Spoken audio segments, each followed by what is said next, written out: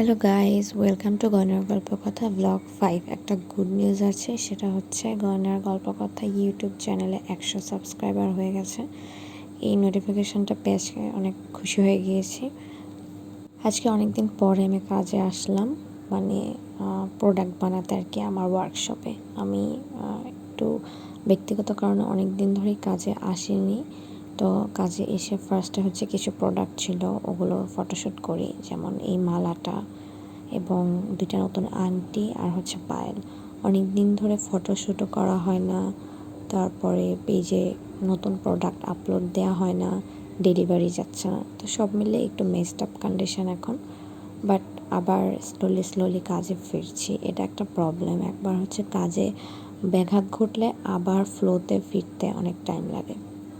এটা কার কার সাথে হয় আমি জানি না, বাট আমার সাথে এই জিনিসটা অনেক হয়।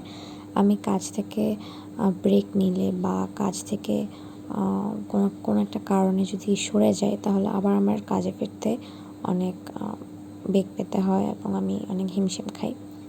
বাট কিছুটা সময় স্ট্রাগল করার পরে আবার ঠিক হয়ে যায়। বাট যাই হোক, 100 সাবস্ক্রাইবার উপলক্ষে আমি অনেক হ্যাপি। আমি আসলে ইউটিউবে অত একটা বেশি অ্যাক্টিভ না, তো আমি যদি ওরকমভাবে অ্যাক্টিভ থাকতাম হয়তো বা 100 সাবস্ক্রাইবার অনেক আগেই হয়ে যেত। 5 মাসের মতো হয়েছে আমি হচ্ছে চ্যানেলটা ওপেন করেছি। কাজের চাপে বা নিজের পার্সোনাল লাইফের ব্যস্ততার কারণে ইউটিউবের জন্য আলাদা করে ভিডিও বানানো হয় না। যাই হোক, আমরা কিন্তু ফেসবুক এবং ইনস্টাগ্রামের মাধ্যমেই শুধু অর্ডার নিয়ে থাকি। উপরে স্ক্রিনে দুইটার ইউজার নেম দেওয়া আছে। এটা হচ্ছে নতুন চুড়ি কালেকশন, যেটা এখনও পেজে আপলোড দেওয়া হয়নি, জাস্ট ছবি তুলে রাখা হয়েছে।